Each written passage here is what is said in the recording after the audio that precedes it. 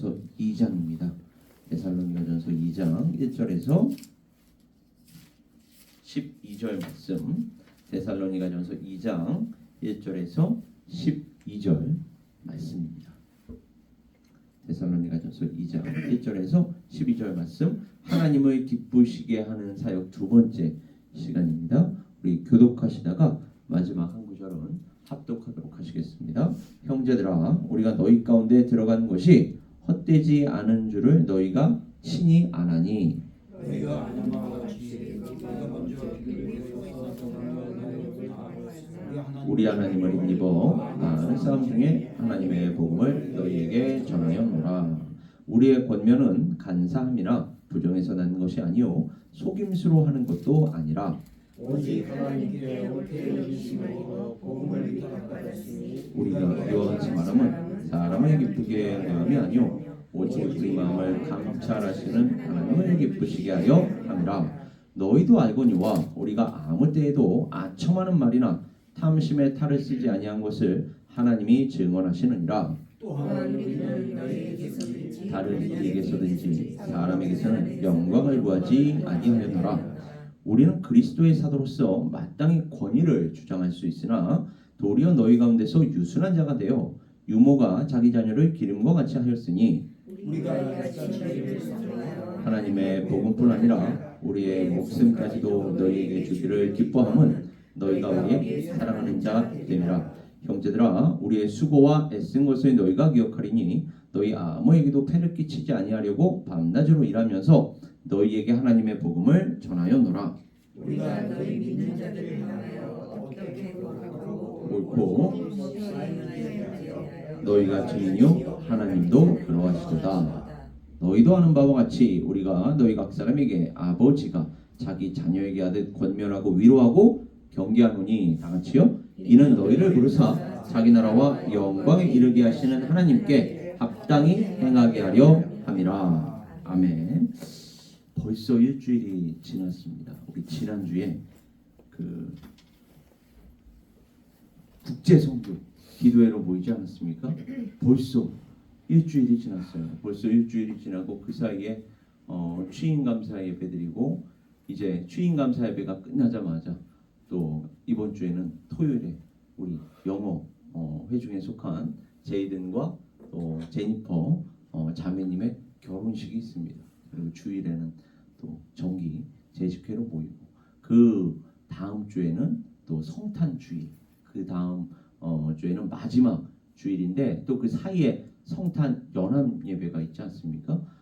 그래도 이렇게 바쁘게 지내왔는데 벌써 12월이 중순입니다. 12월 첫째 날, 그래서 그 첫째 날이 되면서 제가 그 뉴욕 권사 선교 합창단에 이제 가서 또 우리 최복순 권사님 열심히 준비하시고 보겠구나. 벌써 그게 이렇게 지났어요. 가가지고 함께 축하해드린 날이 벌써 이제 열흘 정도가 벌써 지났습니다. 그러니까 이게 시간이 어쩜 이렇게 빠른지 모르겠어요. 그런데 특별히 우리가 다음 세대 사역들을 이렇게 준비하고 있지 않습니까? 제가 이 부분을 특히 강조하고 싶은 것은 우리 제이든 형제님과 또 제니퍼 자매님이 금주에 결혼을 하는데 결혼하고 나면 이제 한옥군도 함께 오셔서 함께 섬길 예정입니다. 우리 북성은 형제님과 최수연 자매님이 새롭게 한옥군에 오셔서 지금 열심히 봉사하고 계시지 않습니까? 이렇게 한옥권 특히 젊은 사람들이 한 커플 조인이 되어서 함께 나아갈 때 또 새롭게 우리 교회에 오시는 또 비교적 젊은 사람들이 특히 다음 세대에 속한 사람들이 함께 적응하면서 나아갈 수 있기 때문에 다음 세대에게 이제는 초점을 맞추지 않을 수가 없거든요. 우리 교회뿐만이 아니라 미주한인 교회가 이 다음 세대들을 이제 놓쳐버리면 교회의 미래는 정말로 없습니다. 그래서 교회의 미래를 위해서 현재가 사실은 미래이기도 합니다. 그래서 현재 우리가 다음 세대들에게 마음을 쓰고 또 기도를 하고 또 하나님의 말씀에 따라 바른 방향으로 인도하지 못하면 교회의 미래는 없다고 믿기 때문에 이를 위해서 우리가 함께 기도하고 있고 또 준비하고 있으며 특별히 젊은 사람들이 와서 함께 사역할 때에 우리 교회의 어르신들이 우리 장로님, 권사님들이 무엇보다도 그들에게 신앙의 본보기를 보여주셔야 합니다. 그래야지만 예전처럼 이렇게 주먹구구식으로 막 위에서 아래로 탑다운 방식으로는 이제는 신앙에 그 영향력을 끼칠 수가 없는 시대거든요. 그들의 마음이 먼저 오픈이 되어야 이 교회는 이 장로님은 이 권사님은 내가 정말로 이 신앙생활을 하는 데 있어서 따라갈 수 있는 그 모범을 보여주시는 분이구나. 그래야지만 마음문을 열고 교회에 오셔서 정말로 자연스럽게 동화되면서 영적으로 성장할 수 있는 것이거든요. 그래서 제가 특히 이 수요 예배에 나오신 분들은 더더욱 신실하게 또 신앙생활 하시는 분들이시기 때문에 젊은 커플들이 이제 한 사람 두 사람 조인합니다. 지난 그 취임 감사 예배 때 여러분 보셨는지는 모르겠는데 제 동생 보셨죠? 다들 제 동생이 이제 공적으로 이제 아예 저희 어머니가 결혼할 사람이라고 제 동생의 일종의 삐앙새까지 데리고 와서 여러분 대부분 인사를 시켰는데 그 커플도 또 옵니다. 그래서 이제 젊은 사람들이 그렇게 한 사람 두 사람 이미 예정되어 있는 커플만 그래서 그렇게 젊은 사람들이 조인이 되면 사역들이 점점 확장이 됩니다. 다음 세대들을 위한 사역이 확장이 돼요. 이제 그 교육부 사역도 더 확장이 될 것이고 왜냐하면은 우리도 이제 좀 있으면 애를 낳을 거고 그들도 애를 낳을 거 아닙니까? 자연스럽게 교육부 사역이 확장이 되고 그들을 우리가 말씀으로 어릴 때부터 교육을 시켜야 할 줄 믿습니다. 말로만이 아닙니다. 말로, 행동으로, 전인격으로 우리의 삶으로 예수 그리스도를 믿는다는 것이 무엇인지를 우리가 보여주어야 할 줄 믿습니다. 이게 바로 오늘 본문 말씀에서 얘기하는 하나님을 기쁘시게 하는 사역입니다. 그들의 생명을 우리가 위해서 그들의 영혼을 위해서 무엇보다도 이 사망에서 생명으로 영원한 생명으로 옮겨지는 이 사역을 이 복음 사역을 이 생명의 사역을 우리가 감당하고 그렇게 한 영혼 한 영혼이 정말로 하나님의 나라로 옮겨지는 것을 하나님이 가장 기뻐하시기 때문입니다. 그리고 우리는 무엇보다도 특히 이 교회의 리더된 자들 교회에서 특히 앞서서 섬기는 자들은 무엇보다도 중요한 것이 무엇이냐 이게 교회를 위한 것인지 나를 위한 것인지 사람들이 오해하게 해서는 안 됩니다. 지금 사도 바울이 이야기하는 게 어떤 말입니까? 간사함이나 부정 또는 속임수로 하지 말아야 한다. 이게 마치 나를 위한 것이냐. 제가 그래서 이 목회자라는 자리가 이게 하나님을 위한 것이고 교회를 위한 건데 담임 목사를 위한 걸로 오해될 때가 있거든요. 꼭 그 담임 목사의 일종의 그 유익을 위해서 마치 사역을 하는 것이냐 오해되는 측면이 있습니다. 제가 그 청년 시절부터도 제가 청년이었을 때도 저 부분은 참 어릴 때부터 목회자 비전을 받았으니까 내가 이제 목회자로서 하나님께 직접적으로 쓰임 받을 때는 저런 부분은 굉장히 신경 쓰고 조심해야 되겠구나. 저 부분이 성도 여러분 한 사람 한 사람에게 오해로 다가가서는 안 되겠구나. 그래서 이 부분을 특히 좀 각별히 신경 쓰고 그 부분에 대해서 절제할 수 있는 부분이 있다면 절제하고 조심해야 할 부분이 있다면 조심하면서 나아가야 되겠구나라고 얘기했는데 그 부분이 오늘 본문 말씀에 어떠한 그 내용이냐? 하나님을 전해야 하는데 하나님이 아니라 하나님의 이름을 이용해서 예수 그리스도의 복음을 이용해서 오늘날도 얼마나 많습니까? 사실 우리가 까놓고 얘기하면 우리끼리니까 할 수 있는 얘기 아닙니까? 하나님을 위한다고 하지만 하나님의 나라를 위한다고 하지만 예수 그리스도의 복음을 위한다고 하지만 그걸 이용해서 그걸 빙자해서 자기 자신들의 배를 채우는 사람들이 한둘이 아닙니다. 그래서 하나님을 전하는 것이 아니라 도리어 하나님의 말씀을 혼잡하게 한다라고 지금 사도 바울은 오늘 본문 말씀 속에서 이야기하고 있습니다. 그리고 하나님의 말씀을 혼잡하게 함으로써 오히려 하나님을 핍박하는 하나님을 방해하는 사도 바울의 그 열심이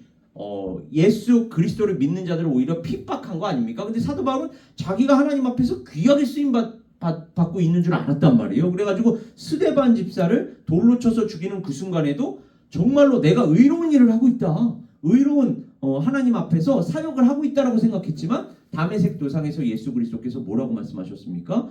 너가 왜 나를 핍박하느냐. 교회를 핍박했는데 예수님께서는 나를 핍박했다라고 인식을 하시거든요. 그러니까 이 교회를 위한다는 것이 무엇인지 우리가 우리 의를 세우고 있지는 않은지 하나님의 나라와 의를 세운다라는 명분하에 우리 자신의 의를 세우고 있지는 않는지 그러니까 목회자들도요 정말로 저에게 하는 얘기예요. 다른 목회자 생각하지 마시고 저 스스로에게 하는 얘기입니다. 제가 저 자신의 이름을 위하여 이렇게 사역을 하고 있나? 내가 왜 이렇게 지금 바쁘게 사역을 하고 있지? 나를 위해서 하고 있는 것인가? 아니면 정말로 예수 그리스도의 그 십자가의 길을 걷고 있는 것이야. 끊임없이 기도하면서 저 스스로도 자기 자신을 칩니다. 치면서 이렇게 해서는 안 된다. 설사 이게 나를 위한 것이 아닐지라도 이게 오해되는 측면이 있다면 이 부분까지도 감안해서 사역을 해야 한다라고 이제 저 또한 끊임없이 기도하면서 나아가는데, 이와 같이 우리는 사도 바울의 권면이 무엇입니까? 순수하게 하나님의 복음 예수 그리스도를 전해야만 한다. 그래서 기록되기를 우리는 수많은 사람들처럼, 얼마나 많으면 수많은 사람들이라고 지금 얘기하겠어요. 사도 바울이 초대교회 당시에도 그랬는데 이 지금 자본주의 시스템 속에서는 얼마나 더 많은 사람들이, 그러니까 수많은 이단들이 우후죽순처럼 계속 생겨나는 거예요. 그게 하나님의 나라를 위한다고 하지만 결국은 자기 자신들의 유익을 위해서 수많은 교주가 생기고 수많은 이단 종파들이 생기고, 이게 수많은 사람들처럼 하나님의 말씀을 혼잡하게 하지 아니한다. 나는 그렇게 하지 아니한다. 곧 순전함으로 하나님께 받은 것 같이 하나님 앞에서와 그리스도 안에서 말하노라 라고 사도 바울이 지금 뭐라고 얘기해요? 내가 하나님 앞에서 한다. 하나님 앞에서 한다 그러면 정말로 우리가 얼마나 정말로 깨끗하고 순결한 마음으로 하겠습니까? 예수 그리스도 안에서 한다. 나 자신을 위한 것이 아니다. 이에 숨은 부끄러움의 일을 버리고 속임으로 행하지 아니하며 하나님의 말씀을 혼잡하게 하지 아니하고 오직 진리를 나타내므로 하나님 앞에서 각 사람의 양심에 대하여 스스로 추천하노라. 그러면서 데살로니가전서 2장 4절에 보면 오직 하나님께 옳게 여기심을 입어 복음을 위탁받았으니, 위탁받은 거래요. 우리가 위탁받은 거라고 합니다. 우리가 이와 같이 말함은 왜요? 사람을 기쁘게 하려 함이 아니요. 누구를 기쁘게 하려 한다고요? 오직 우리 마음을 감찰하시는. 그러니까 하나님 앞에서 사역한다는 건 우리 마음이 지금 무엇을 원하는지 하나님이 왜 모르시겠습니까? 그러니까 하나님 앞에서 사역한다면 우리가 순결한 마음으로 할 수밖에 없는 거예요. 왜요? 우리 마음의 중심을 누구보다도 하나님께서 잘 아시기 때문입니다. 우리가 어떠한 사역을 감당하든 하나님 앞에서 해야 하나님께서 보시고 하나님께서 인정하시는 사역을 하게 된다는 것입니다. 그래서 오늘 설교 제목 하나님을 기쁘시게 하는 사역은 한마디로 얘기해서 하나님의 복음 예수 그리스도를 하나님 앞에서 전하는 사역이다. 사람 앞에서가 아니라 하나님 앞에서. 그런데 아이러니하게도 사람 앞에서 하려고 하면 하나님도 안 받으시고 사람도 안 받습니다. 왜요? 사람이요, 우리가 자꾸만 다른 사람들을 속일 수 있다고 생각하는데 절대 속일 수 없습니다. 영적으로요 다 알고 있습니다.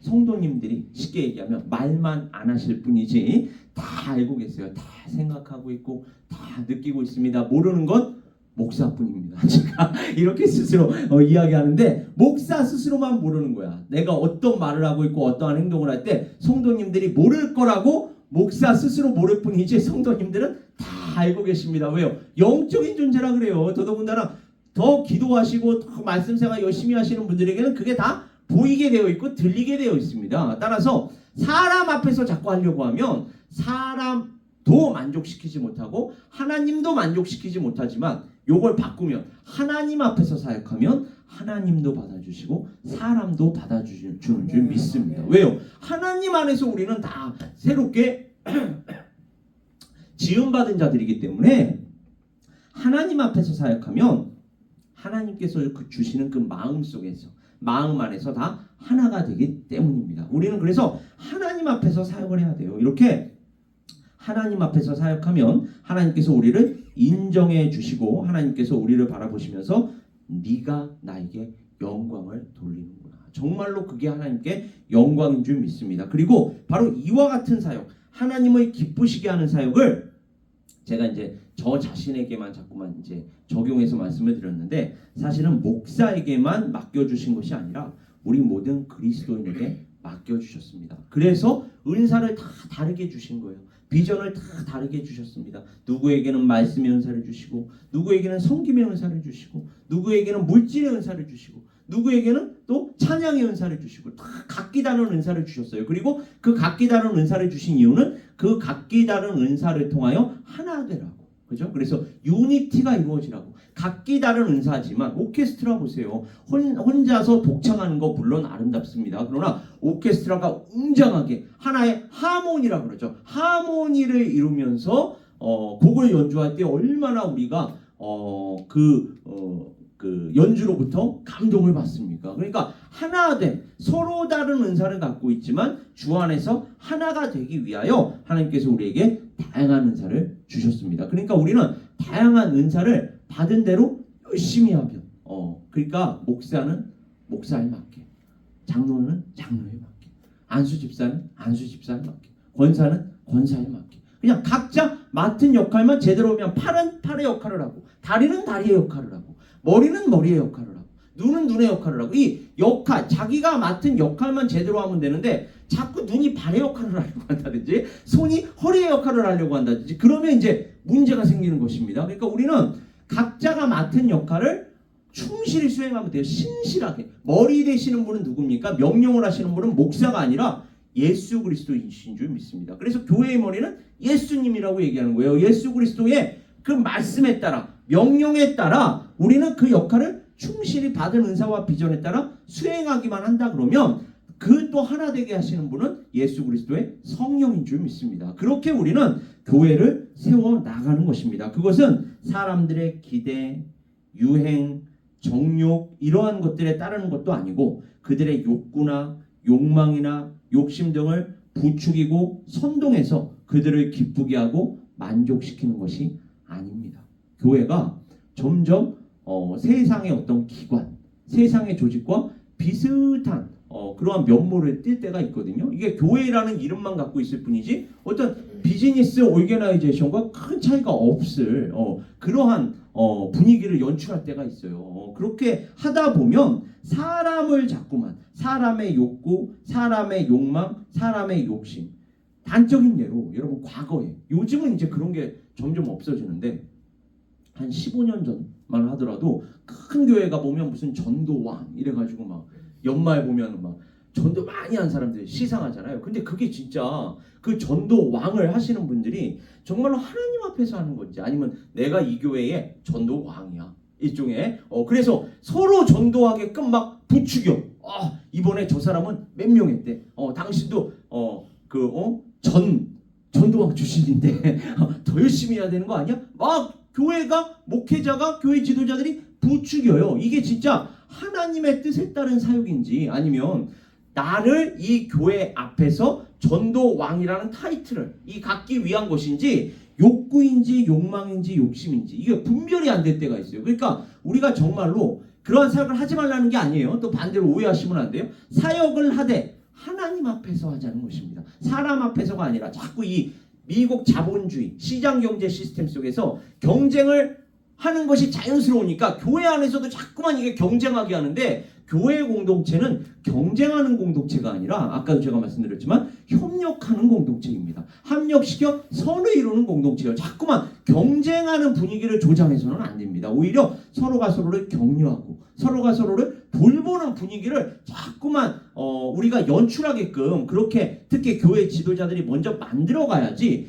경쟁하는 분위기가 돼서 누구는 100명, 누구는 200명. 그러면 그게 결국 누구를 위한 겁니까? 정말 하나님 앞에서 사역을 하는 게 아니라면 그게 결국은 큰 교회를 만들려고 하는 그리고 그 큰 교회의 목사가 되려고 하는 어떻게 보면 그걸 목사가 만약에 부추기고 있다면 그러한 목사의 욕망 아닙니까? 또 다른 욕구 아닙니까? 큰 교회 목사가 되려고 하는 그러니까 여러분 이 중심이 어디에 있는지 사람은 모르더라도 하나님께서는 다 알고 계시는 줄 믿습니다. 따라서 우리가 이러한 전도 사역 그러니까 전도, 선교가 결국은 하나님의 나라와 영광을 가장 극명하게 드러내는 사역인데 이러한 전도와 선교 사역조차도 하나님 앞에서 하지 않는다면 이렇게 바로 우리가 오해될 수 있고 변질될 수 있고 왜곡될 수가 있다는 것입니다. 그러니까 우리가 다른 사역을 할 때는 얼마나 더 조심해야 하겠습니까? 특히 이 경배와 찬양 사역도 마찬가지예요. 그죠? 이렇게 평상시에 다른 형제자매들과 관계가 좋지 않으면 앞에서 경배와 찬양 나는 하나님의 영광을 드러내면서 막 찬양을 한다고 하는데 그분과의 관계를 통해서 상처받은 사람이 있다. 그거를 누구보다도 꼴보기 여긴다니까요. 그러니까 너나 잘하세요로 여겨요. 찬양을 하는데 아유 저 가증스러운 입술 이렇게 그러니까 여러분 우리가 얼마나 하나님 앞에서 사역을 해야 하는 것이 필요한지를 중요한지를 우리가 느껴야 합니다. 특히 이 앞선 자들 중요해요. 이 앞에서 말씀을 전하고 앞에서 기도를 하고 앞에서 찬양을 하고 이런 사람들은요. 특히 무엇보다도 이 말씀 혹은 기도, 찬양, 사역을 하기 이전에 정말로 내가 하나님 앞에서 바르게 서 있는가 그리고 하나님께서 받으실 만한 그러한 삶과 사역을 하고 있는가 특히 인간관계 속에서 내가 형제 자매들에게 본을 보여주고 있는가 그게 이루어지지 않으면 제가 언젠가 설교 시간에도 말씀드렸잖아요.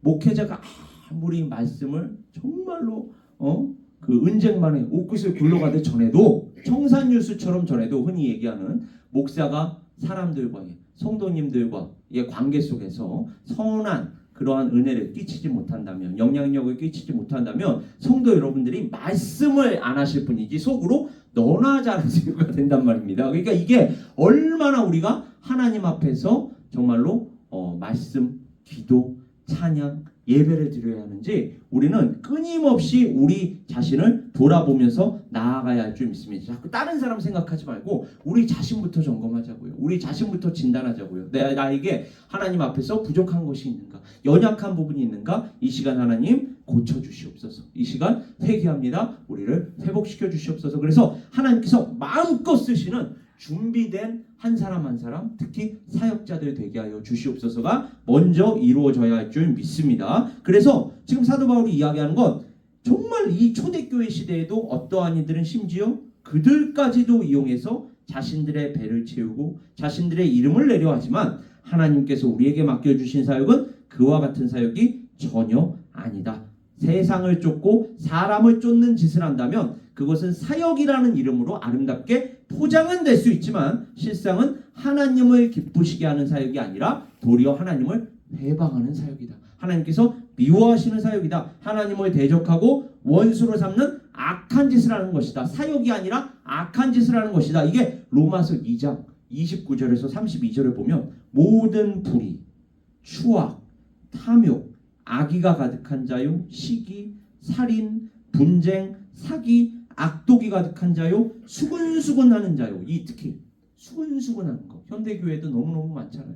모였다 하면 구역예배라는 이름으로 드렸는데 결국 보면 뒷담화로 끝나. 이게 수근수근이거든요. 수근수근하는 자요, 비방하는 자요, 하나님께서 미워하시는 자요, 능욕하는 자요, 교만한 자요, 자랑하는 자요, 악을 도모하는 자요, 부모를 거역하는 자요, 우매한 자요, 배약하는 자요, 무정한 자요, 무자비한 자라. 그러면서 이렇게 얘기해요. 그들이 이 같은 일을 행하는 자는 사형에 해당한다고. 얼마나 무시무시한 죄악입니까? 사형에 해당한다고 하나님께서 정하심을 알고도 자기들만 행할 뿐 아니라 또한 그런 일을 행하는 자들을 옳다 하는 일, 아까 제가 선동한다고 했죠. 조장한다고 하지 않았습니까? 하나님께서 얼마나 이 부분을 미워하시겠습니까? 그래서 요한계시록에서도 이러한 부분에 대해서 두아디라 교회를 경계하실 때에 이와 같은 언어를 사용하시면서 너희가 이와 같다면 심판받을 줄로 알고 믿으며 그것을 마음에 새겨야 한다. 그래서 또 내가 사망으로 그의 자녀를 죽이리니 모든 교회가 나는 사람의 뜻과 마음을 살피는 자인 줄. 우리의 마음의 중심을 늘 보고 계십니다. 사람의 마음과 뜻을 살피는 자인 줄 알지라. 내가 너희 각 사람의 행위대로 갚아 주리라. 여기에서 이런 부분들을 우리가 오해하면 안 돼요. 이게 바른 신학으로 이러한 부분들을 해석해야 하거든요.